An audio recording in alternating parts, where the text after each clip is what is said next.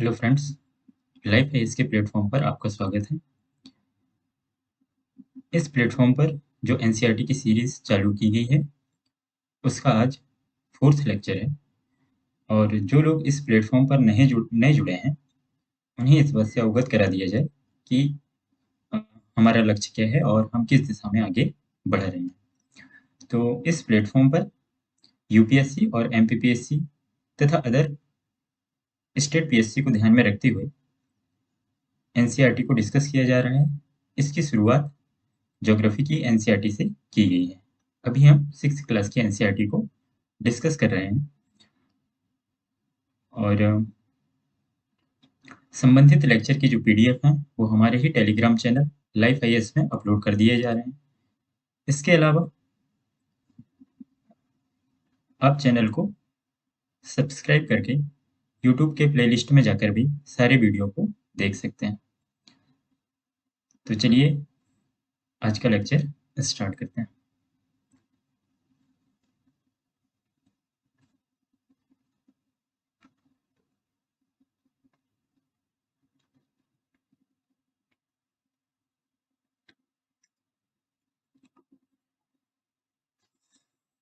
तो आज हमारा चैप्टर 5 है, पृथ्वी के प्रमुख परिमंडल, major domains of the earth. हम लोगों ने फोर्थ चैप्टर को डिस्कस नहीं किया है। उसमें जो है मैप्स की एक सामान्य जानकारी दी गई है जिसे आप स्वयं पढ़कर भी मैप को कैसे देखा जाता है, कितने प्रकार के मैप होते हैं, इनसे संबंधित जानकारी एनसीईआरटी में दी गई है। तो आप अपने लेवल पर उसे पढ़ करके समझ सकते हैं। यदि आपको कोई प्रॉब्लम होती है तो आप कमेंट्स कर दें और फिर उस पर भी एक वीडियो बना देंगे। अब हम चैप्टर 5 को डिस्कस करते हैं। तो चैप्टर 5 जो है पृथ्वी के प्रमुख परिमंडल, इसमें मुख्य रूप से हम क्या पढ़ने वाले हैं उसके टॉपिक को पहले थोड़ा सा समझ लेते हैं। सबसे पहले हम स्थलमंडल की चर्चा करेंगे, फिर जलमंडल की और वायुमंडल की। ये तीनों पृथ्वी के प्रमुख परिमंडल हैं और ये तीनों मिलकर ही फिर जिस सीमित भाग में ये तीनों आपस में मिलते हैं, मर्ज होते हैं, उसे जीवमंडल की संज्ञा दी जाती है, जहां पर सभी जीवों का जीवन संभव होता है।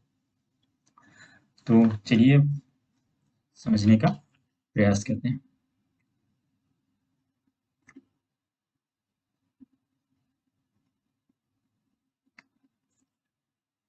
तो स्थलमंडल, जलमंडल और वायुमंडल ये तीनों मिलकर जिस सीमित क्षेत्र में ये तीनों क्षेत्र मर्ज होते हैं उसे हम जीवमंडल की संज्ञा देते हैं। जैसे आप इस फिगर में भी देख सकते हैं,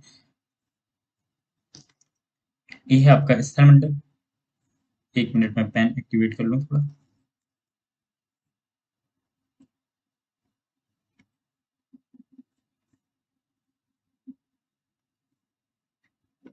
ओके, तो ये है आपका स्थलमंडल, ये है जलमंडल और ये है वायुमंडल।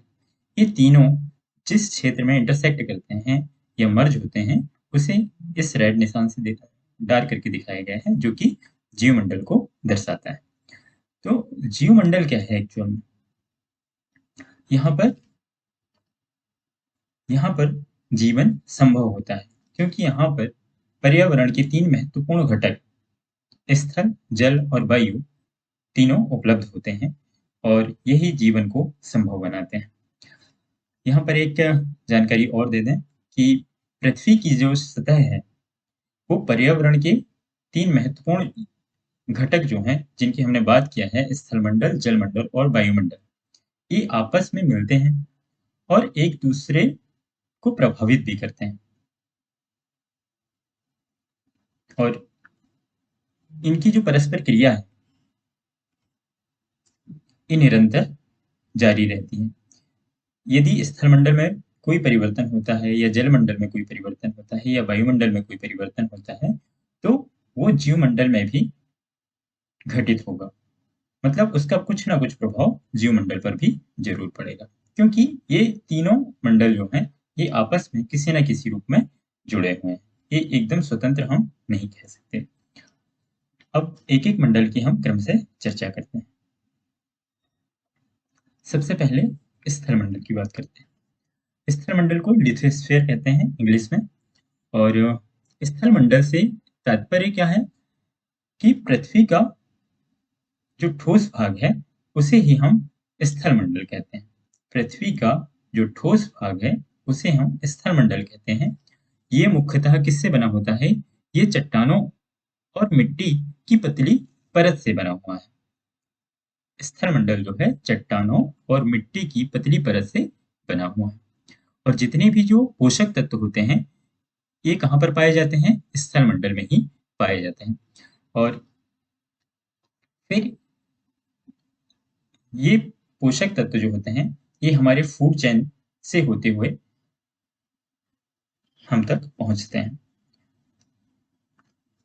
तो स्थलमंडल को आप सामान्य रूप से डिफाइन कर सकते हैं कि पृथ्वी का जो ठोस भाग है उसे स्थलमंडल के नाम से जानते हैं, जो चट्टानों एवं मिट्टी की पतली परत से मिलकर के बना होता है और इसमें पोषक तत्व मौजूद होते हैं। अच्छा, दूसरा पॉइंट जब हम बात करते हैं कि पृथ्वी की जो सतह है इसे मुख्य रूप से इसे मुख्य रूप से दो भागों में विभाजित किया जाता है। एक जो स्थलीय भाग है, जो विस्तृत स्थलीय भाग है उसे महाद्वीप महाद्वीप कहा जाता है। और महाद्वीप कितने हैं? 7 महाद्वीप। और जो विशाल जलाशय हैं उन्हें महासागरीय बेसिन या महासागर की संज्ञा दी जाती है। महाद्वीपों को कॉन्टिनेंट्स कहते हैं इंग्लिश में और महासागरों को ओशियन बेसिन।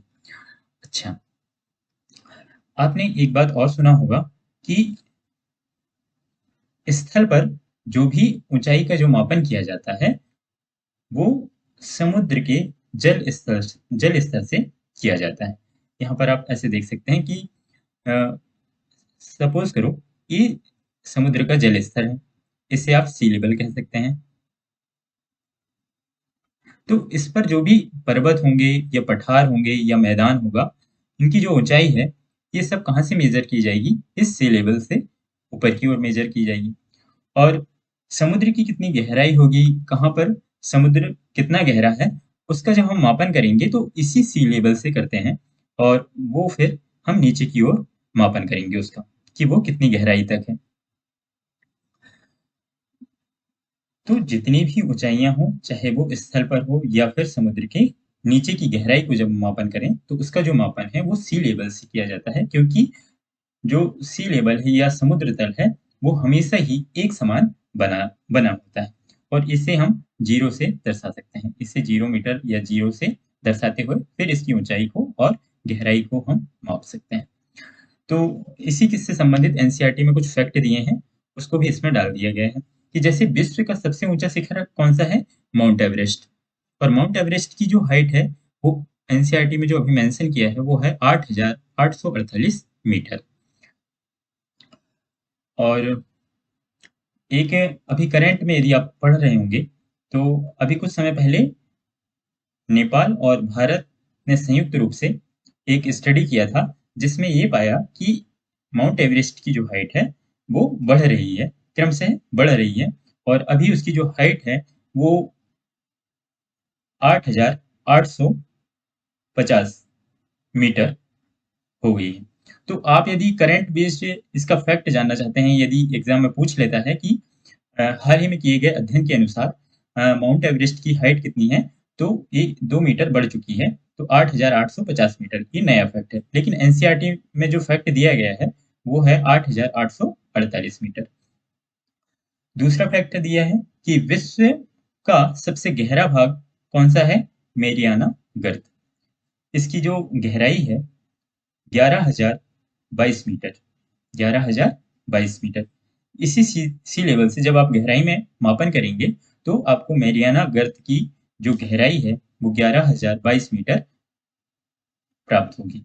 और ये जो मेरियाना गर्त है या इसे मेरियाना ट्रेंच भी बोला जाता है इंग्लिश में, और ये प्रशांत महासागर में स्थित है। अभी हम आगे सभी महाद्वीपों और महासागरों की चर्चा करने वाले हैं। तब आप समझ पाएंगे इसकी लोकेशन। और आपके पास जब आप ज्योग्राफी का अध्ययन करते हैं तो आपके पास एक एटलस होना चाहिए ताकि आप साथ साथ में मैप को भी देखते रहें। इससे जो मैप से संबंधित जितने भी क्वेश्चन आते हैं वो आपके सही हो जाएंगे, और आपको मैप देखने का भी एक अभ्यास होता रहेगा। इसमें एक और फैक्ट दिया है, क्योंकि हम इसमें ऊंचाई और गहराई की बात कर रहे हैं, तो इसमें एक फैक्ट भी इससे संबंधित दिया गया है एनसीईआरटी में, उसे भी आप देख लें। कि जैसे यहाँ पर ये मेंशन किया हुआ है कि न्यूजीलैंड के एडमंड हिलेरी और भारत के तेंजिंग नोर्गे शेरपा 29 मई 1953 को पृथ्वी के सबसे ऊंचे शिखर माउंट एवरेस्ट पर चढ़ने वाले पहले व्यक्ति थे। तो यदि ये वाला फैक्ट कहीं पूछ लेता है स्टेट लेवल के पीएससी एग्जाम में या कोई अदर एग्जाम में, तो आप इसको याद रख सकते हैं। दूसरा फैक्ट इसमें एक और दिया है कि जापान की जुंको तबेई विश्व की पहली महिला थी जिसने 16 मई 1975, यहाँ पर लिखा है 16 मई 1975 को माउंट एवरेस्ट पर कदम रखा।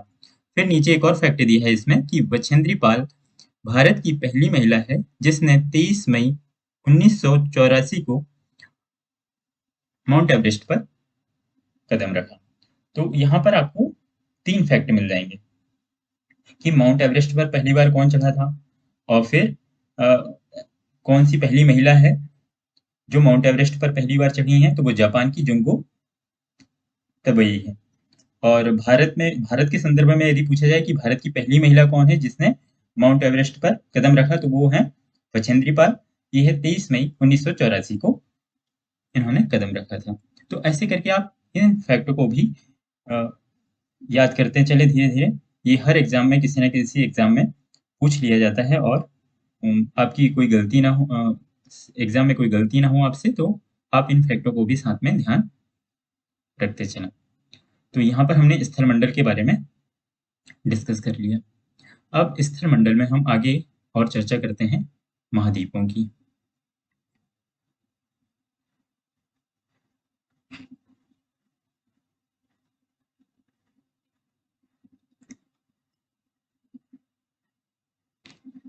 महाद्वीप क्या थे? ये स्थल मंडल पर विस्तृत स्थल भाग होते हैं, और आप सभी जानते हैं कि महाद्वीप कितने हैं? 7 हैं, जो कि विस्तृत जल राशि के द्वारा एक दूसरे से पृथक होते हैं। और स्थल का बहुत बड़ा भाग जो है उत्तरी गोलार्ध में है।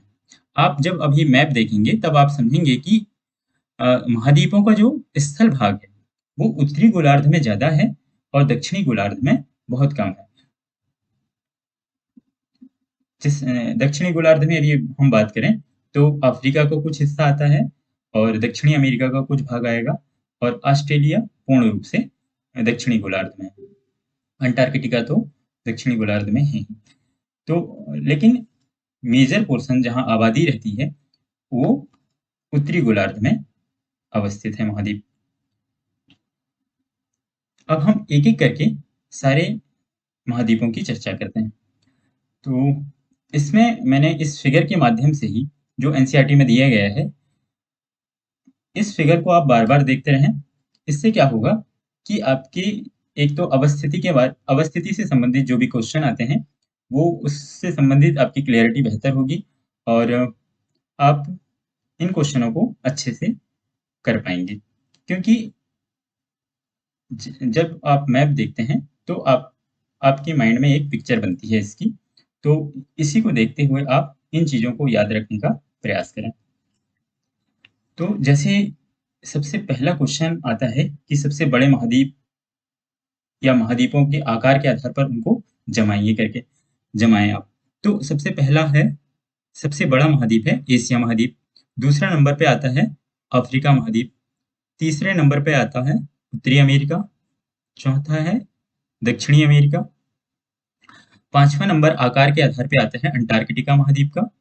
और छठवां नंबर आता है यूरोप का। और जो सबसे छोटा महाद्वीप है उसे हम 7वां नंबर यहाँ पर ऑस्ट्रेलिया को दे देते हैं। तो यदि आपसे इनका क्रम जमाने को आ जाए कि आकार के आधार पर बढ़ते क्रम में जमाएं या घटते क्रम में जमाएं, तो आपको इनका आकार ध्यान रहना चाहिए, और आप इनको बार बार देखते रहें, और इस प्रकार से नंबरिंग करके लिख के आप याद कर सकते हैं इनको। और अब एक एक महाद्वीप की हम चर्चा करते हैं। तो हम आकार के आधार पर ही इनकी चर्चा करते हैं। जैसे सबसे सबसे बड़ा महाद्वीप है एशिया महाद्वीप। तो सबसे पहले हम एशिया महाद्वीप की चर्चा करते हैं। तो एशिया महाद्वीप जो है ये पृथ्वी के कुल भू क्षेत्र का 1/3 भाग को शामिल करता है। इसका एक फैक्ट हो जाता है ये कि एशिया महाद्वीप पृथ्वी के कुल भू क्षेत्र मतलब जितना भी भू क्षेत्र है उसका 1/3 भाग एशिया महाद्वीप में आता है। और इससे कर्क रेखा गुजरती है। कर्क रेखा कहने का मतलब 23.5 डिग्री नॉर्थ, 23.5 डिग्री नॉर्थ। आप इस मैप को ध्यान से देखें। यहाँ पर ये तीनों रेखाएं मेंशन की हुई हैं। ये है आपकी कर्क रेखा, ये है आपकी भूमध्य रेखा या विषुवत रेखा, और नीचे है आपकी मकर रेखा। तो इस फिगर को आप बार बार देखेंगे तो आप पाएंगे कि कौन सी रेखाएं किन महाद्वीपों से होकर के गुजर रही है। इसे आपको याद नहीं करना है, बार बार आपको देखते रहना है, आपके दिमाग में ये चीजें बैठ जाएंगी। तो यदि आपके लिए एक होमवर्क है कि आपको याद करना है कि कर्क रेखा, मकर रेखा, भूमध्य रेखा से या भूमध्य रेखा पर कौन कौन से देश अवस्थित हैं, तो आप गूगल पर सर्च करके इनके नाम नोट करें। ये आपके लिए होमवर्क रहेगा। यहाँ पर अभी हम जो डिस्कस कर रहे हैं, जैसे यहाँ पर कर्क रेखा एक तो उत्तरी अमेरिका से गुजर रही है, अफ्रीका से भी गुजर रही है और एशिया से भी गुजर रही है। भूमध्य रेखा की बात करें तो ये दक्षिणी अमेरिका, अफ्रीका और कुछ दक्षिण पूर्वी एशिया के देशों से गुजरती है। और फिर मकर रेखा की बात करें तो मकर रेखा दक्षिणी अमेरिका, अफ्रीका और ऑस्ट्रेलिया से गुजर रही है। तो ये जो तीनों रेखाएं हैं, 1, 2, ये 3, ये जो तीनों रेखाएं हैं, कई बार क्वेश्चन में पूछा जाता है कि कर्क रेखा, मकर रेखा और भूमध्य रेखा तीनों रेखाएं किस महाद्वीप से होकर के गुजरती हैं। तो आप इस फिगर को ध्यान से देख रहे हैं तो आप समझ जाएंगे कि अफ्रीका से तीनों रेखाएं गुजरती हैं। फिर आप यदि दो रेखाओं की चर्चा कर लिया जाए तो आप क्वेश्चन की लैंग्वेज को देखते हुए आंसर देने का प्रयास करें कि किससे संबंधित पूछा जा रहा है। लेकिन यदि तीनों रेखाओं की बात की जाएगी तो वो अफ्रीका आंसर होगा कि अफ्रीका महाद्वीप से तीनों ही रेखाएं गुजरती हैं। तो यहाँ पर आपको ये फैक्ट फिर ऐसे याद नहीं करना पड़ेगा कि कर्क रेखा एशिया महाद्वीप से गुजरती है, आपको बार बार इसे याद नहीं करेंगे। आप सिर्फ फिगर देखेंगे और समझ जाएंगे कि कर्क रेखा एशिया महाद्वीप से भी गुजर रही है। अच्छा, इसमें एक यूराल पर्वत है। आप यदि फिगर को अपने एनसीईआरटी में ध्यान से देखेंगे तो यहाँ पर ये मैं रेड से फिर से मेंशन कर रहा हूँ, यहाँ से ये यूराल पर्वत है। यूराल पर्वत यूरोप को एशिया से अलग करता है। तो यदि यूराल पर्वत से संबंधित फैक्ट आ जाए तो यूराल पर्वत जो है यूरोप को एशिया से अलग करता है। अच्छा, और एक और फैक्ट बनता है यहाँ पर कि यूरोप और एशिया को सम्मिलित रूप से क्या कहा जाता है? यूरेशिया। आपने कई बार न्यूज में सुना होगा यूरेशिया टर्म को यूज किया जाता है, या फिर पुस्तकों में भी लिखा रहता है कि यूरेशिया। तब आप समझेंगे कि वो यूरोप और एशिया को सम्मिलित रूप से बात की जा रही है वहां पर। तो हमने एशिया महाद्वीप के संदर्भ में इतनी बातें देख लिया। दूसरा नंबर आता है नॉर्थ अमेरिका का। हम जो आकार के आधार पर ही चलते हैं। दूसरा नंबर आता है नॉर्थ अमेरिका का। तो नॉर्थ अमेरिका जो है, इसे नॉर्थ अमेरिका महाद्वीप जो है या उत्तरी अमेरिकी महाद्वीप जो है, इसमें नॉर्थ अमेरिका और साउथ अमेरिका को एक स्थल संधि जोड़ती है जिसे पनामा स्थल संधि कहते हैं। पनामा स्थल संधि। अभी आगे हम डिस्कस करेंगे कि स्थल संधि क्या होती है, जल संधि क्या होती है, इसका भी एक फैक्ट है। अभी सिर्फ इतना बता दूं कि स्थल संधि एक ऐसा संकीर्ण स्थल भाग होता है जो दो बड़े महाद्वीपों को जोड़ने का काम करता है। तो आप यहाँ पर देख सकते हैं इस फिगर में कि ये जो तीसरे नंबर जिसे हमने दिया है नॉर्थ अमेरिका, और ये है दक्षिणी अमेरिका 4th नंबर पे, इन दोनों को यहाँ पर एक पनामा बीचों बीच में इनमें पनामा स्थल संधि है जो दोनों महाद्वीपों को जोड़ने का कार्य करती है। अच्छा, आप एक चीज़ और देख रहे होंगे कि ये जो महाद्वीप है उत्तरी अमेरिका, ये उत्तर और पश्चिमी गोलार्ध में अवस्थित है और ये तीन ओर से महासागर से घिरा हुआ है। तो इन्हीं अवस्थितियों को आप देख के इनका आंसर निकाल सकते हैं। जैसे ये तो इक्वेटर हो गया इसका 0 डिग्री वाला, जो बीचों बीच से गुजर रहा है। इसे मैं फिर से हाइलाइट कर रहा हूँ आपको।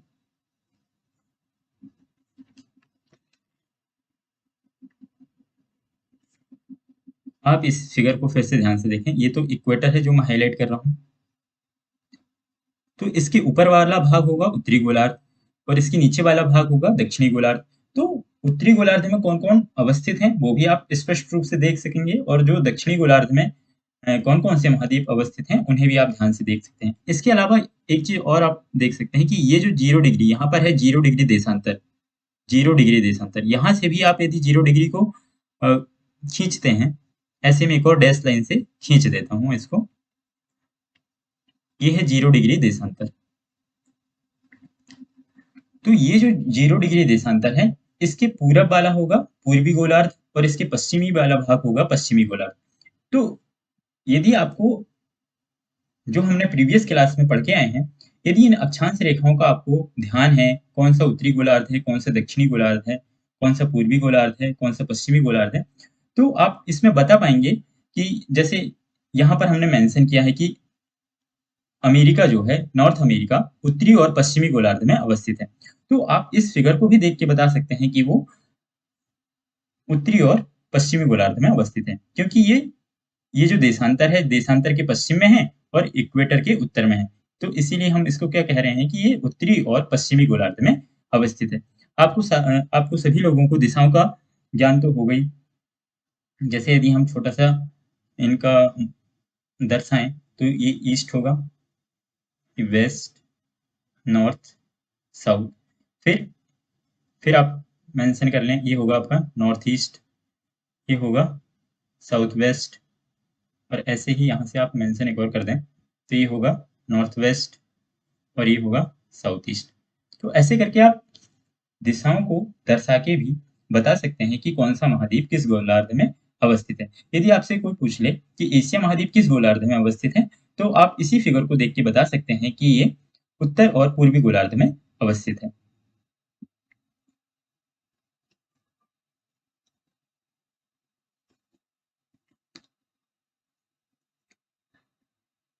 तो ये हमने उत्तरी अमेरिका की बात कर ली और उत्तरी अमेरिका का जो नंबर है वो सॉरी यहाँ पर मैंने दूसरा लिख दिया है। ये इसका नंबर आता है तीसरा।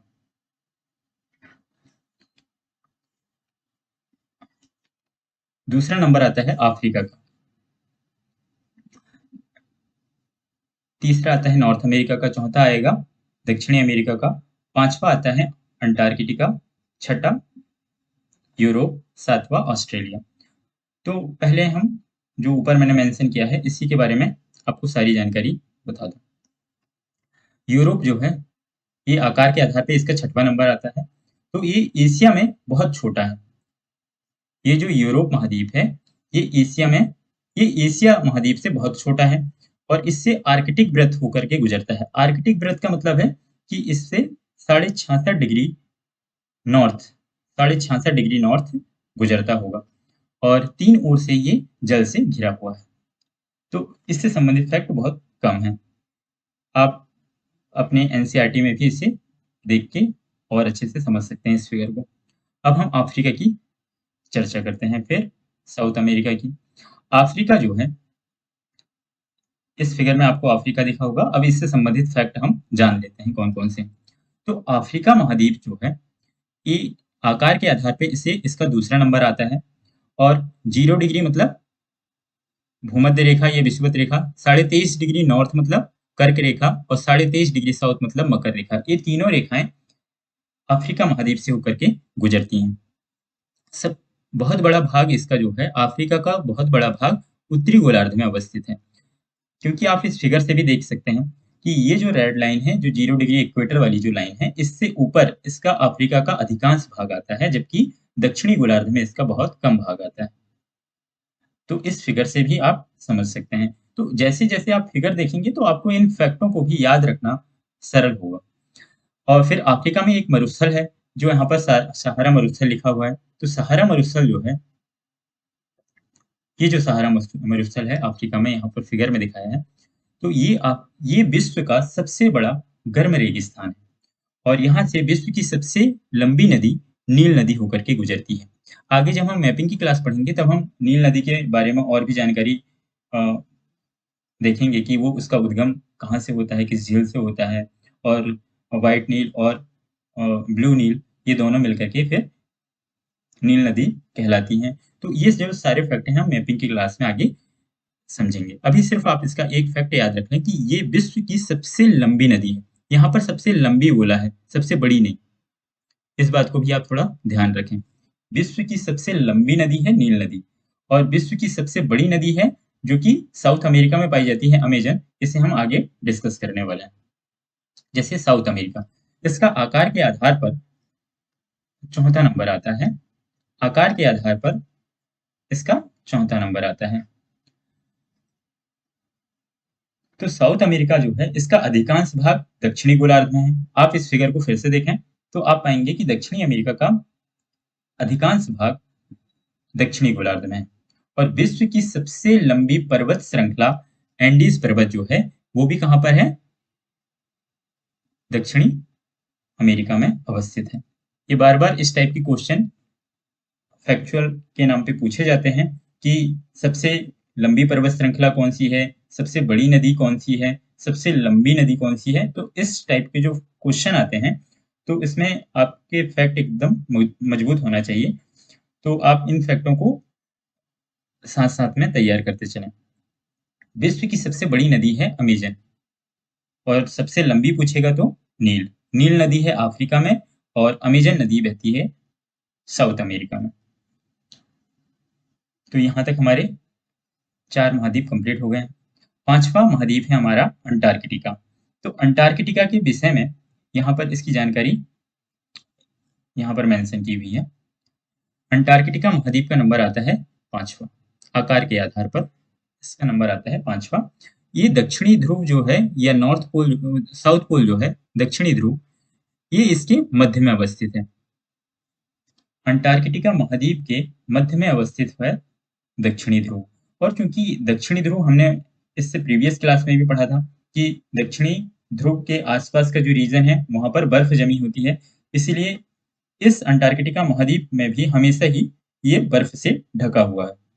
क्योंकि ये उत्तरी भाग में, ये एकदम दक्षिणी भाग में पड़ता है और यहाँ पर सूर्य की तिरछी किरणें पहुंचती हैं और कई बार तो 6-6 महीने तक यहाँ पर सूर्य का प्रकाश नहीं पहुंच पाता। इस वजह से यहाँ पर हमेशा बर्फ से ये ढका होता है।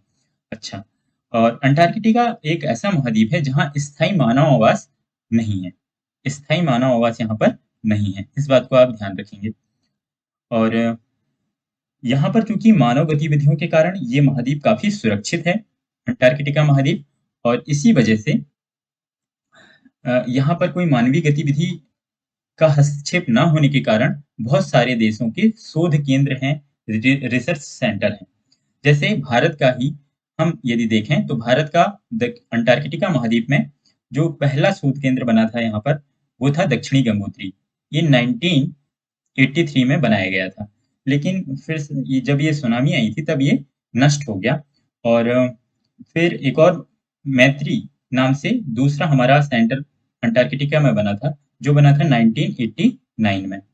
और फिर उसके बाद तो इन दोनों के नाम तो एनसीईआरटी में मेंशन किए हुए हैं। और एक और शोध केंद्र नया बनाया गया है, वो है भारती। तो ऐसे करके आप इन फैक्चुअल क्वेश्चनों को भी साथ साथ में तैयार करते चलें। यदि पूछ लेता है नया क्वेश्चन जो करंट आधारित होगा कि दक्षिणी गंगोत्री क्या अभी एग्जिस्ट करता है, क्या अभी अस्तित्व में है, तो ये अभी अस्तित्व में नहीं है, ये नष्ट हो चुका है दक्षिणी गंगोत्री। अभी सिर्फ दो हमारे शोध केंद्र हैं अंटार्कटिका महाद्वीप पर, एक है मैत्री और दूसरा भारती। भारती का नाम एनसीईआरटी में नहीं है, आप चाहें तो गूगल करके इसको सर्च कर सकते हैं, या आप करंट पढ़ रहे होंगे तो या करंट को फॉलो करते होंगे तो आपको पता होगा कि हमारा एक जो तीसरा शोध केंद्र है अंटार्कटिका महाद्वीप में, वो है भारतीय।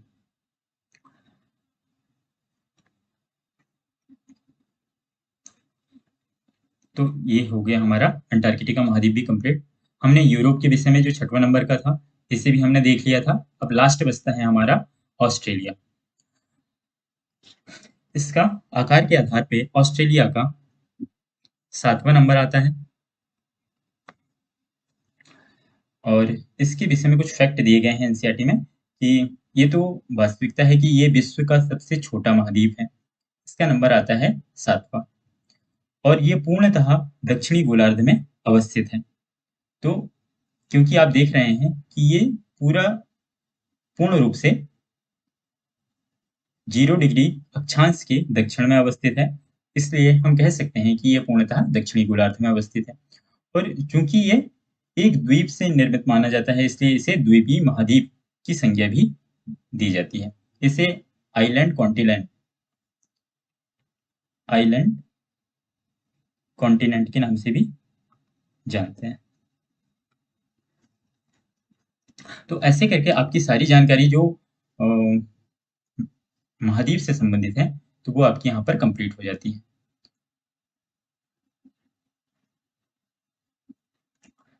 तो ऐसे करके आप इसका एक दो बार रिवीजन करें और इस फिगर को बार बार देखें, तो आपकी इससे संबंधित जानकारी जो महाद्वीपों से संबंधित है, वो आपकी कंप्लीट हो जाएगी। और इनसे संबंधित जो भी क्वेश्चन प्रीवियस ईयर में आए हैं, तो वो आप हल करें, तो सारे क्वेश्चन जो जो इन फैक्टों पर आधारित होंगे, वो आपके सॉल्व हो जाएंगे।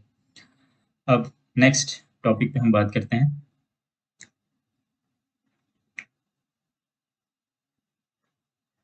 तो महाद्वीप से संबंधित जानकारी हमारी कंप्लीट हो गई है। अब हम बात कर रहे हैं जलमंडल की।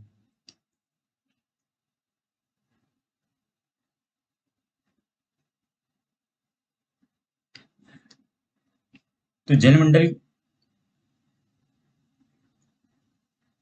क्या होता है? तो पृथ्वी का अधिकांश भाग कहने का मतलब है कि 2/3 भाग जो है जल से घिरा हुआ है। इसी वजह से हम पृथ्वी को नीला ग्रह की संज्ञा देते हैं। ये फैक्ट हमने प्रीवियस क्लास में भी पढ़ा है और यहाँ भी इसको थोड़ा सा मेंशन कर दिया गया है।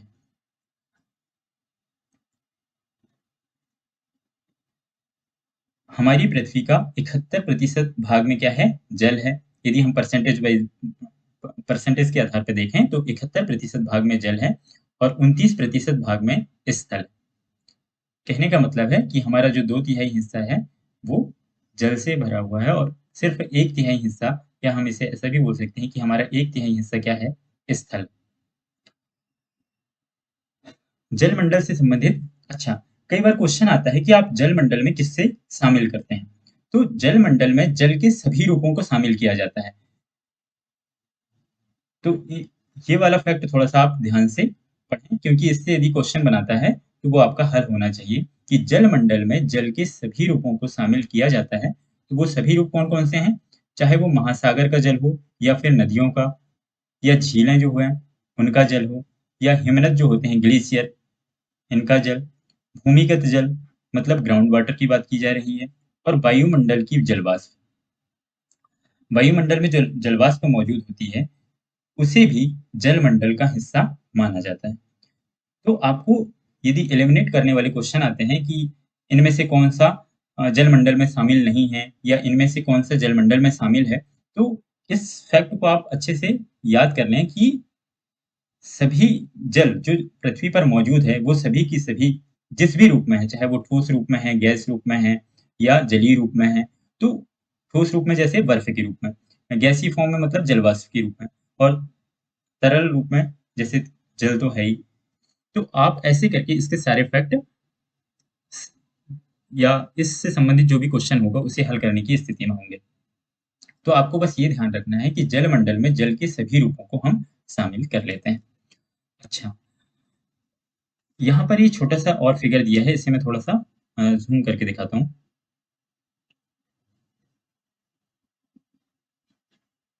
ये यहाँ पर इस फिगर में ये दर्शा रहा है कि महासागर जो है, महासागर 97.5% भाग जो इसका जल है, तो ये महासागरीय जल है। महासागरीय कहने का मतलब है कि ये लवणीय जल है, लवणीय जल। तो 97.5% लवणीय जल मौजूद है पृथ्वी पर, और सिर्फ 2.5% जो जल है वो अलवण जल है। अलवण मतलब मीठा जल। तो ये वाला फैक्ट भी कई बार क्वेश्चन में पूछा जा सकता है, तो इसे भी आप ध्यान रखें। तो पृथ्वी पर जो कुल जल मौजूद है उसका 97.5% महासागरीय जल है, मतलब लवणीय जल है, खारा जल है, और 2.5% अलवण जल या मीठा जल है। तो ये वाला फैक्ट भी आपको ध्यान रखना है। तो यही वजह है कि हमारा जो नीला ग्रह होने के बावजूद भी पृथ्वी, हम पानी की कमी को महसूस करते हैं। क्यों? क्योंकि हमारे पास जो मीठा जल है वो कुल जल का मात्र 2.5% है। ओशियन की चर्चा करते हैं। इससे पहले एक और फैक्ट देख लेते हैं। जैसे मैंने अभी इससे थोड़ी देर पहले जब मैंने बोला था स्थल संधि और जल संधि की चर्चा, तो उसको यहाँ पर मेंशन किया हुआ है। इस फैक्ट को भी आप देख लें कि जैसे उत्तरी अमेरिका और दक्षिणी अमेरिका, ये दोनों एक स्थल संधि से जुड़े हुए हैं। मैंने अभी थोड़ी देर पहले कहा था। तो यहाँ पर एक स्थल संधि है जिसे पनामा स्थल संधि नाम दिया जाता है। पनामा स्थल संधि, जिससे जिससे उत्तरी अमेरिका और दक्षिणी अमेरिका जुड़े हुए थे। तो यहाँ पर इसने स्थल स्थल संधि को परिभाषित किया है कि स्थल संधि क्या होती है। स्थल का एक संकरा भाग होता है जो दो बड़े स्थलीय भागों को एक दूसरे से जोड़ता है। तो ये कह रहा है कि ये एक संकरा भाग होता है जो कि दो बड़े स्थलीय भागों को जोड़ता है। तो दो बड़े स्थलीय भाग यहाँ पर कौन से हो गए? उत्तरी अमेरिका और दक्षिणी अमेरिका। ऐसे ही एक होती है, इसे इंग्लिश में स्थल संधि को इस्थमस कहते हैं। इस्थमस, इनके इंग्लिश टर्म भी थोड़ा सा आप याद करते चलें। और जल संधि को नाम दिया जाता है स्ट्रेट। तो जल संधि क्या है? पानी का एक संकरा भाग होता है जो दो बड़े जल राशियों या जल राशि जैसे समुद्रों और महासागरों को जोड़ता है। तो स्थल संधि जो होती है वो दो बड़े स्थल भागों को जोड़ने का काम करती हैं, और जो जल संधि होती है या स्ट्रेट जो होती हैं, ये दो बड़े जलाशय या जल राशि को जोड़ने का, या दो बड़े सागर और महासागर को जोड़ने का काम करती हैं। तो आप एटलस में और देखें कि कौन कौन सी जल संधियां किनको जोड़ रही हैं, और कौन सी स्थल संधियां और कौन सी जल संधियां कहाँ-कहाँ और अवस्थित हैं। तो इसे आप एटलस में बार-बार वर्ल्ड मैप में और देखते चलें। जैसे भारत और श्रीलंका के बीच में कौन सी जल संधि पाई जाती है, उसे भी आप मैप में देख के कमेंट करें। अब हम अगला बात करते हैं महासागरों की। तो महासागर जो है जलमंडल का मुख्य भाग है। जो हमने जलमंडल की चर्चा किया है, तो इसका ज्यादा अधिकांश भाग, जैसे हमने अभी फैक्ट भी जाना है कि 97.5% जो है महासागरीय जल है। तो जलमंडल का अधिकांश भाग मुख्य रूप से कौन सा है? महासागरीय जल का है। और महासागर जो है ये हमेशा गतिशील होते हैं। हमेशा गतिशील, ये तीन प्रकार की गति करता है। जो महासागरीय जल, कहने का मतलब है कि महासागरीय जल स्थिर नहीं होता है, उसमें धाराएं हमेशा ही गति करती रहती हैं। तो ये तीन रूपों में गति करता है। एक तो तरंगों के रूप में इसमें ये तरंगें चलती हैं। दूसरा ज्वार भाटा, जो आपने सुना होगा कि महासागर में क्या आते हैं? ज्वार भाटा आते हैं। तो इनके कारण भी जल क्या करता है? गति करता है। और एक तीसरी गति करता है महासागरीय धाराएं। इसे हम ओशनोग्राफी जब आगे पढ़ने वाले हैं, समुद्र विज्ञान का जब टॉपिक आएगा, तब हम महासागरीय धाराओं के विषय में बहुत डीप में पढ़ेंगे। कितने प्रकार की महासागरीय धाराएं होती हैं, गर्म महासागरीय धाराएं होती हैं, ठंडी महासागरीय धाराएं होती हैं। और एक और स्पेशल एक कैटेगरी होती है जिसे हम डीप ओशियन करंट की बात करते हैं, जो कि गहरे महासागरों में चलती हैं। तो ऐसे करके हम समुद्र विज्ञान के जब टॉपिक पढ़ेंगे, तब हम महासागरीय धाराओं के विषय में बहुत डीप में चर्चा करने वाले हैं। अभी आप सिर्फ इतना समझें कि महासागर में कितने प्रकार की गतियां होती हैं। तो ये तीन प्रकार की गतियों को मेंशन अभी एनसीईआरटी में 6th क्लास में किया है। तो इन्हीं सब चीजों को आपको धीरे धीरे करते चलना है ताकि आगे आने वाले जब टॉपिक हों तब आपको कोई चीज़ एकदम नई ना लगे, क्योंकि प्रीवियस क्लास का आगे बहुत उपयोग होने वाला है। यदि आपसे महासागरों की संख्या पूछ लिया जाए, तो कितने महासागर हैं? पहले पहले मुख्य रूप से 4 महासागरों को डिस्कस किया जाता था, प्रशांत महासागर, अटलांटिक महासागर और हिंद महासागर और आर्कटिक महासागर। लेकिन अभी कुछ समय से दक्षिणी महासागर को भी महासागर का दर्जा दे दिया गया है और अब जो है टोटल महासागरों की संख्या 5 हो गई है। तो यदि इनके आकार के आधार पर आपसे पूछ लिया जाए कि सबसे बड़ा कौन-सा महासागर है, सबसे छोटा कौन-सा महासागर है, तो उसी आधार पे मैंने यहाँ पर इसे मेंशन भी कर दिया है कि जैसे प्रशांत महासागर से छोटा है अटलांटिक महासागर, इसका दूसरा नंबर आता है। तीसरा नंबर आता है हिंद महासागर का। यदि हम इसे 1, इसे 2, इसे 3, इसे 4, इसे 5 नंबर दे देते हैं। तो ये इनके आकार के आधार पर, ये सबसे बड़ा प्रशांत महासागर है, फिर अटलांटिक है, फिर हिंद महासागर है, फिर दक्षिणी महासागर है, फिर आर्कटिक महासागर। इनके इंग्लिश नाम भी आप देख लें, Pacific ocean, Atlantic ocean, Indian ocean, southern ocean और आर्कटिक ओशियन। अब एक-एक महासागर के विषय में कुछ फैक्ट जो एनसीईआरटी में दिए हैं, उन्हें हम डिस्कस कर लेते हैं। पहले ये महासागर की अवस्थिति आप इस मैप में एक बार देख लें, फिर हम एक-एक महासागर की चर्चा करते हैं। जैसे ये जो मैंने इनके आकार के आधार पर ही यहाँ पर नंबरिंग किया है कि जैसे प्रशांत महासागर ये सबसे बड़ा महासागर है, जो कि उत्तरी अमेरिका और दक्षिण अमेरिका के पश्चिमी और एशिया के पूर्वी भाग में पूरा फैला हुआ है। क्योंकि ये जो फिगर है, ये 2 डायमेंशन में दिखाया गया है। यदि आप ग्लोब में इसे देखेंगे, तो ये इसकी जो आकृति है प्रशांत महासागर की, वो वृत्ताकार आपको नज़र आएगी और इसके चारों ओर फिर जब हम आगे और भूकंप और ज्वालामुखी की चर्चा करेंगे, तब हम पाएँगे कि इसी प्रशांत महासागर के चारों ओर रिंग ऑफ फायर की चर्चा होती है, जो बार-बार क्वेश्चन पूछा जाता है। तो ये इसी प्रशांत महासागर में जो प्लेटों के मूवमेंट के कारण और जब उनकी टक्कर होती है, तो रिंग ऑफ फायर का निर्माण होता है। इसकी चर्चा आगे होगी। तो आपको इनकी लोकेशन ध्यान रखना है अच्छे से, ताकि आगे आने वाली क्लास को आप और अच्छे बेहतर तरीके से समझ सकें। तो ये हो गया प्रशांत महासागर। दूसरा है ये अटलांटिक महासागर, ये वाला जो रीजन है, तो इसे कई बार बोला जाता है, ये जो मैंने रेड से मेंशन कर दिया है, ये है अटलांटिक महासागर पूरा। तो ये इसकी आकृति आप देख के ही बता सकते हैं कि ये लगभग कैसा है, एस आकार में, और प्रशांत महासागर वृत्ताकार है लगभग। फिर तीसरा आकार के आधार पर तीसरा नंबर आता है इंडियन ओशियन या हिंद महासागर का। चौथा नंबर आता है दक्षिणी महासागर का और 5वां नंबर है आर्कटिक महासागर का।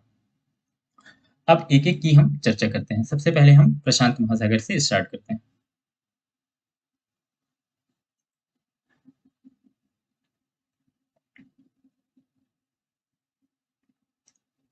तो प्रशांत महासागर जो है, ये आकार में सबसे बड़ा है।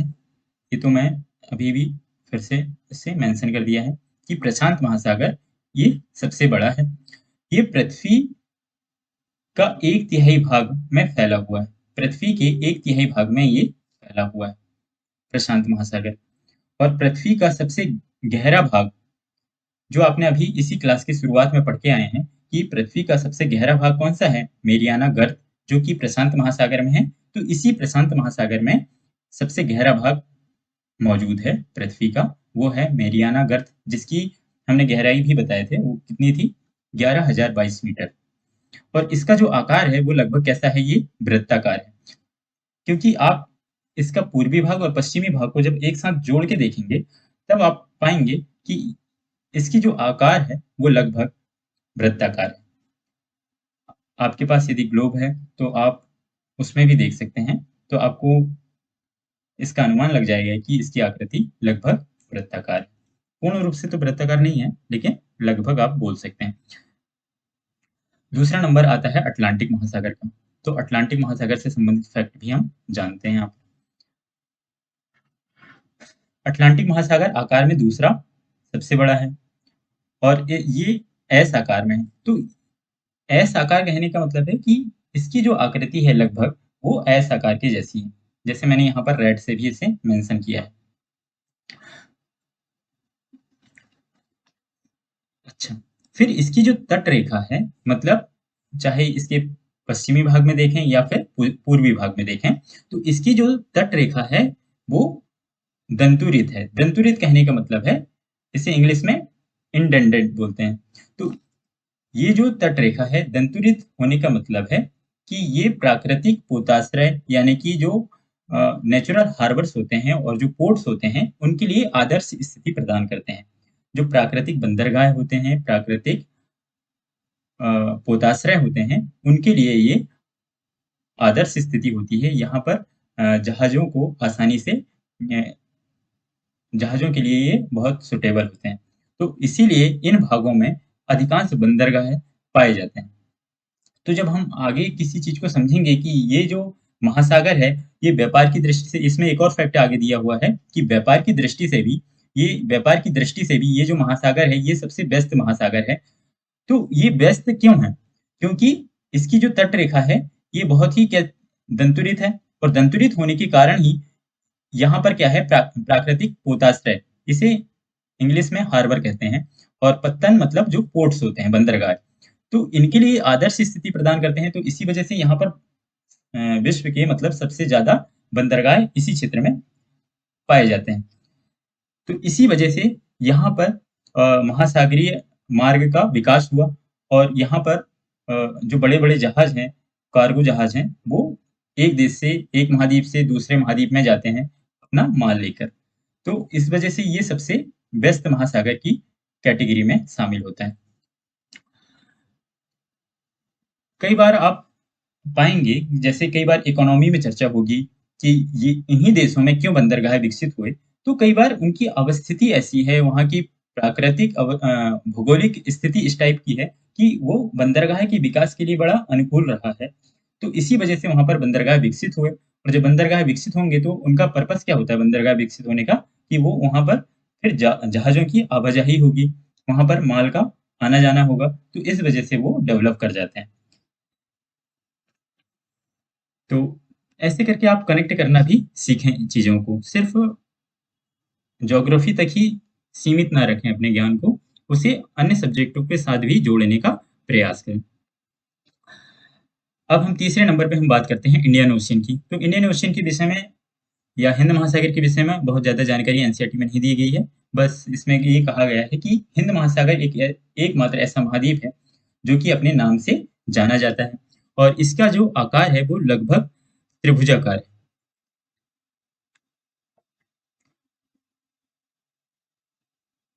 आप यहाँ पर इसके आकार को भी ऐसे समझ सकते हैं कि ये लगभग कैसा है, ये त्रिभुज के आकार बना रहा है लगभग।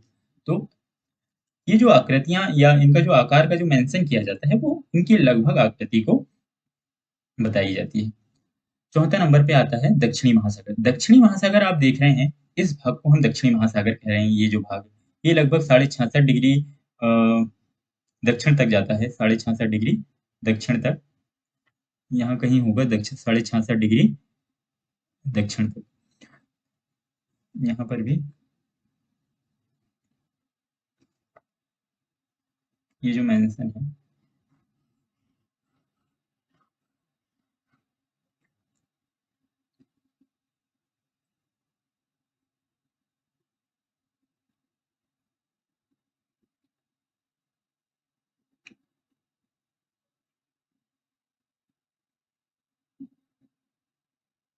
ओके।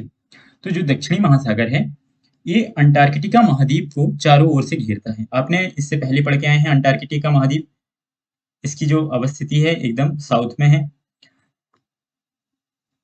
तो इस महाद्वीप को दक्षिणी महासागर चारों ओर से घेरता है।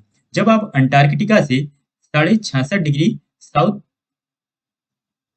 साढ़े 66.5 डिग्री दक्षिणी अक्षांश तक जाते हैं, तो आप यहाँ पर एक फैक्ट और लिख लें कि अंटार्कटिका से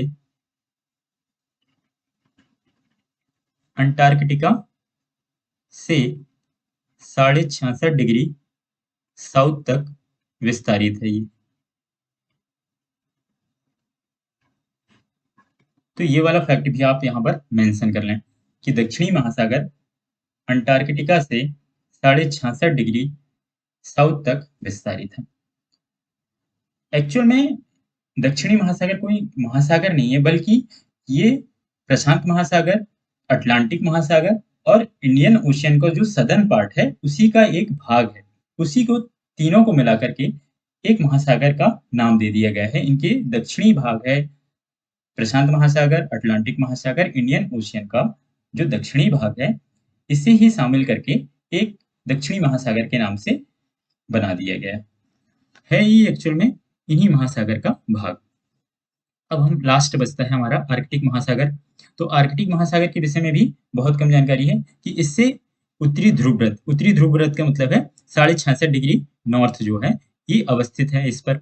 और एक बेरिंग जल संधि, आप मैप की बुक मतलब एटलस में आप देखें बेरिंग जल संधि कहाँ पर दी हुई है, तो ये क्या करती है, ये प्रशांत महासागर को आर्कटिक महासागर से जोड़ने का काम करती है। और आपके लिए एक और होमवर्क है कि बेरिंग जल संधि किन देशों को अलग करती है या किन महाद्वीपों को अलग करती है, इसके बारे में भी आप कमेंट करें। तो यहाँ पर हमारे महासागर के विषय में जो जितनी भी जानकारी थी वो हमने कवर कर लिया है। अब हम नेक्स्ट टॉपिक पर बात करते हैं, और ये हमारा संभवतः लास्ट टॉपिक होगा, सेकंड लास्ट है कि वायुमंडल। तो वायुमंडल तो आप सभी जानते हैं, ये पृथ्वी के चारों ओर पाया जाने वाला गैसों का आवरण है, जिसे हम वायुमंडल की संज्ञा देते हैं। तो ये चूंकि पृथ्वी का एक महत्वपूर्ण भाग है और इससे अटूट रूप से बंधा हुआ है। वायुमंडल का मुख्य योगदान क्या है, तो एक तो ये हमें क्या करता है, वायु प्रदान करता है, और दूसरा महत्वपूर्ण इसका योगदान है कि ये सूर्य से आने वाली जो हानिकारक किरणें हैं उनसे भी हमें सुरक्षा प्रदान करता है। वायुमंडल के विषय में 6th क्लास की एनसीईआरटी में बहुत कम जानकारी दी गई है। आगे जब हम क्लाइमेटोलॉजी पढ़ेंगे आगे की 11th की एनसीईआरटी में, तो हम पाएंगे कि इस वायुमंडल से संबंधित इसके जो परतें हैं कि हम वायुमंडल को कितने भागों में विभाजित करते हैं, उनके पर्टिकुलर विशेषताएं, उनका पर्टिकुलर तापमान कितना होता है, वहां पर किन गैसों की सांद्रता होती है, इन सभी के विषय में हम बहुत डिटेल में 11th क्लास की एनसीईआरटी में पढ़ेंगे। अभी हम सिर्फ इतना जान लेते हैं कि कितनी परतों में इसको डिवाइड किया गया है, वायुमंडल की ऊंचाई कहाँ तक है, तो और मुख्य रूप से कौन सी गैस पाई जाती है, तो इनकी जानकारी हमें यहाँ पर प्राप्त होगी। वायुमंडल जो है 1600 किलोमीटर की ऊंचाई तक फैला हुआ है, और ये इस वायुमंडल में मुख्य रूप से नाइट्रोजन और ऑक्सीजन से ये बना है वायुमंडल, जिसमें नाइट्रोजन कितने परसेंट है, 78% है, और ऑक्सीजन का कितना परसेंट है, 21%। और शेष गैसें जो हैं और अदर गैसें हैं जैसे कि आर्गन है, कार्बन डाइऑक्साइड है, हाइड्रोजन है, नियॉन है, आर्गन है, ये सब जो गैसें हैं ये अन्य गैसों में शामिल हो जाती हैं, और ये सब मिलकर के लगभग 1% होती हैं। तो आप मेजर पोर्शन वायुमंडल का देखेंगे तो मेजर पोर्शन किसका है, नाइट्रोजन और ऑक्सीजन का। नाइट्रोजन 78% भाग को कवर करती है और ऑक्सीजन 21% को। आप इनका उपयोग भी समझ सकते हैं, जैसे हम ऑक्सीजन ग्रहण करते हैं तो हमारे जीवन के लिए तो ये बहुत ही महत्वपूर्ण गैस है ऑक्सीजन। नाइट्रोजन जो है एक इसका योगदान और क्या होता है कि ये जीवों की वृद्धि में ये सहायक होती है, तो इसे भी आप याद कर सकते हैं।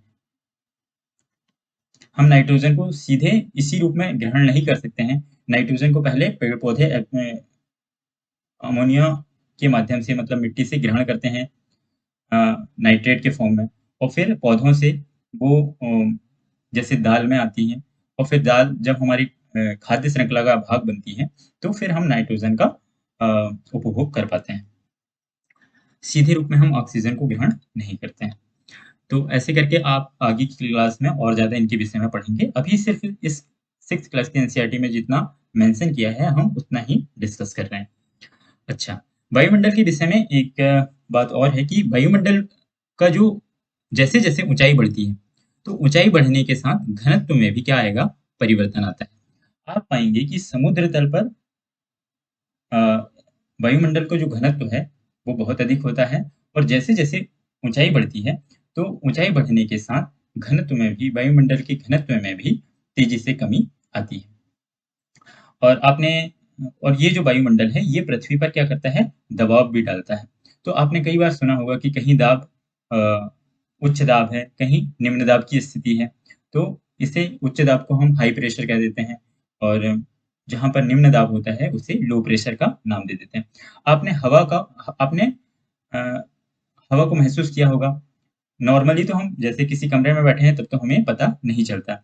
लेकिन जब हम हवा जब चलती है, जिसे गतिशील हवा को ही हम क्या कह देते हैं? पवन कहते हैं। तो हवाएँ क्यों चलती हैं? कहीं हाई प्रेशर होगा, कहीं लो प्रेशर होगा, तो हाई प्रेशर से लो प्रेशर की ओर हवाएँ चलने का गुण होता है। तो जिस दिशा में आप हवाओं को चलते हुए महसूस करें, तो आप इस बात का अंदाज़ा लगा सकते हैं कि एक साइड हाई प्रेशर होगा, दूसरे साइड लो प्रेशर होगा और हाई प्रेशर से लो प्रेशर की ओर हवा गति करती है। जैसे उच्च तापमान से निम्न तापमान की ओर तापमान का प्रवाह होता है, ऐसे ही हवा भी जो है वो हाई प्रेशर से लो प्रेशर की ओर गति करती है। अब हम वायुमंडल की कुछ परतों के नाम जान लेते हैं। यहाँ पर सिर्फ नाम दिया है, बाकी इसके विषय में और डीप में जानकारी नहीं है कि ये परतें कितनी ऊंचाई तक पाई जाती हैं, इनका तापमान क्या होता है, तापमान में कैसे परिवर्तन होता है, ये सब जानकारी नहीं है। तो एक है क्षोभ मंडल, ये है क्षोभ मंडल। क्षोभ मंडल क्षोभ मंडल के विषय में थोड़ी सी जानकारी बस बता के छोड़ दूं यहाँ पर कि क्षोभ मंडल एक ऐसा मंडल है जहाँ पर ऑक्सीजन जो है अधिकांश मात्रा में मौजूद होती है और जितनी भी गैसें हैं उनका अनुपात जो है वो ज़्यादा होता है और यहाँ पर ही सभी वायुमंडलीय परिघटनाएँ जितना भी बादल बनते हैं या बारिश होती है, चक्रवात आते हैं, ये सभी की सभी घटनाएँ जो हैं, ये क्षोभ मंडल में ही घटित होती हैं। फिर इसके बाद आता है इसके ऊपर समताप मंडल। समताप मंडल में ऐसी कोई घटनाएँ घटित नहीं होती हैं, इसकी वजह से ये काफ़ी शांत एरिया होता है। यहाँ पर लेकिन ओज़ोन की परत पाई जाती है, आपने सुना होगा ओज़ोन परत हमें यूवी रेडिएशन से रक्षा करती है। तो ये समताप मंडल में पाई जाती है और समताप मंडल जो है सुरक्षा की दृष्टि से हमारे महत्वपूर्ण हो जाता है ओज़ोन परत पाए जाने के कारण। इसके अलावा जितने भी हमारे जो प्लेन होते हैं, वो कहाँ पर उड़ान भरते हैं, वो सब समताप मंडल में ही। इसके ऊपर आता है मध्य मंडल, फिर उसके ऊपर आता है आयन मंडल और सबसे फिर जो बाहरी वाला मंडल है, उसे बहिर्मंडल का नाम दे देते हैं। इन्हें इंग्लिश में ट्रोपोस्फेयर, स्ट्रेटोस्फेयर, मेसोस्फेयर, आयन मंडल को थर्मोस्फेयर और बहिर्मंडल को एक्सोस्फेयर के नाम से जानते हैं। तो ऐसे करके वायुमंडल का जब टॉपिक हम आगे आगे की क्लासों में पढ़ेंगे, तब और डीप में इस पर चर्चा करेंगे। लास्ट टॉपिक और डिस्कस कर लेते हैं बस, जीव मंडल। जीव मंडल इसे इंग्लिश में बायोस्फीयर के नाम से जानते हैं।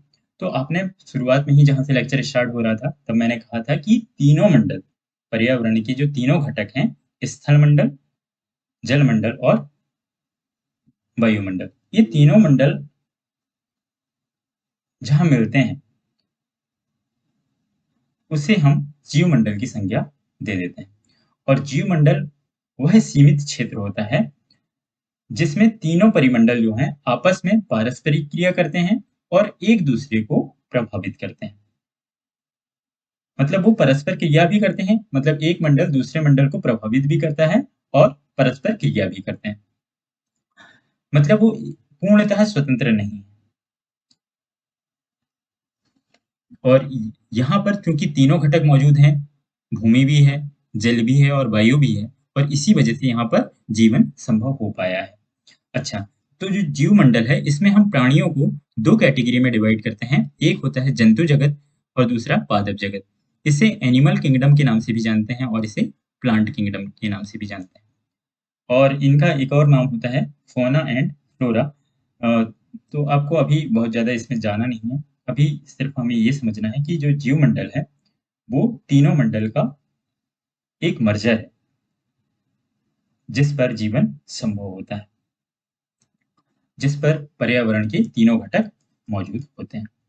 अच्छा, जीव मंडल जो है, वो यदि किसी दूसरे मंडल में कोई परिवर्तन होता है, तो उसका प्रभाव जीव मंडल पर भी पड़ता है। जैसे जल मंडल को यदि हम बात करें, जैसे जल हम प्रदूषित कर दें किसी वजह से, तो जब हम उस जीव को जब प्रदूषित जल को जब हम ग्रहण करेंगे, तो हम भी उससे प्रभावित होंगे। यदि हम वायुमंडल को प्रभावित कर देते हैं, वायुमंडल में कार्बन डाइऑक्साइड और अदर जो हानिकारक गैसों का उत्सर्जन बहुत ज़्यादा कर देते हैं, तो वो हमारे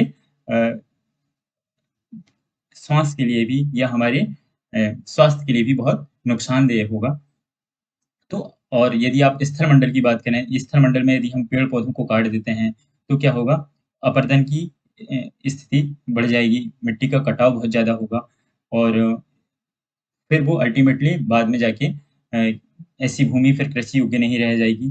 तो ऐसे करके आप सारे डायमेंशन भी सोच सकते हैं कि कैसे एक मंडल दूसरे मंडल को प्रभावित कर रहा है और जीवमंडल किस प्रकार से प्रभावित होंगे। अल्टीमेट फिर फाइनली कौन प्रभावित होगा? जीव प्रभावित होंगे, हम प्रभावित होंगे अ, और अदर जीव-जंतु भी प्रभावित होंगे। तो ऐसे करके आप सारी चीज़ों को कनेक्ट करके सीख सकते हैं। अब हम आज की क्लास को 1 मिनट के अंदर रिकैप करते हैं। सबसे पहले हमने पढ़ा कि स्थलमंडल क्या है, फिर जलमंडल की चर्चा करें और फिर लास्ट में जीवमंडल की चर्चा करें हैं। तो ऐसे करके आप क्लास को रिवीजन करें, साथ में एनसीईआरटी को पढ़ते चलें और संबंधित क्वेश्चन जो इस टॉपिक से आए हैं, तो उन्हें भी आप अनसॉल्व्ड से देखते रहें और पढ़ते रहें। तो इसी के साथ आज की क्लास समाप्त होती है। यदि हमारा कंटेंट आपको पसंद आ रहा है तो इसे लाइक, शेयर और सब्सक्राइब भी करें और दोस्तों में शेयर करें। Thank you.